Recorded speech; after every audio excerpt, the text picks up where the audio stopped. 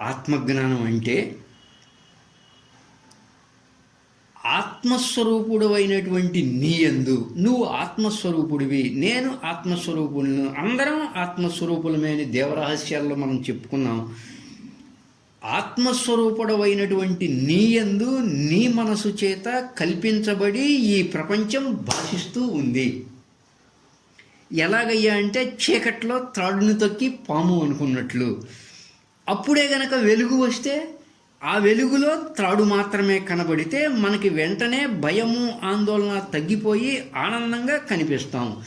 అలాగే మన జీవితంలో కూడా మనకి సరి అయిన అవగాహన లేకపోతే మన మనసు బాహ్య ప్రపంచ వస్తు విషయాలతో, దేహభావనతో, మనసు ఆలోచన భావంతో వ్యామోహం చెందిపోతే మన మనసు కూడా కల్పిత వికల్పాలకి లోనవుతుంది, భయాందోళనకు గురవుతాం.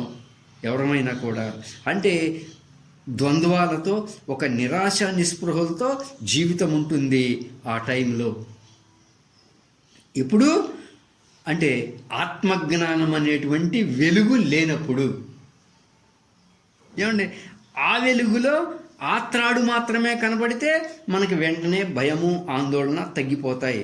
ఎప్పుడైతే ఆత్మజ్ఞాన వెలుగు, ఏం చెప్పుకున్నాం? ఆత్మజ్ఞాన వెలుగు అంటే మీరు ఏకత్వాన్ని అనుభూతి పొందేవాళ్ళు, విశుద్ధ మనసు కలవాళ్ళు, ఆత్మజ్ఞాన స్వరూపులు అనేటువంటి ఆత్మజ్ఞాన వెలుగు ఎప్పుడైతే ఏర్పడిందో త్రాడును తెలుసుకున్నట్లుగా టార్చ్ లైట్ వెలుగులో, అప్పుడు ఒక సాక్షితత్వంతో ఈ కల్పిత మనస్సుని గమనించేవాడిలాగా ఉంటాం.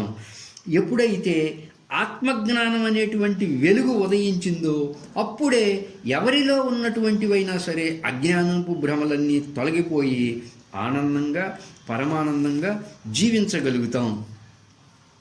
భిన్నత్వాన్ని దర్శించి అందులోని ఏకత్వాన్ని తెలుసుకోకుండా, ఒక సమతను సాక్షితత్వాన్ని పొందకుండగా ఈ కల్పనామయ జగత్తులో పోలికలతో, అనుకరణలతో, పోటీ మనస్తత్వంతో నీ జీవితం అయోమయం పాలు చేసుకుంటూ ఉన్నావు.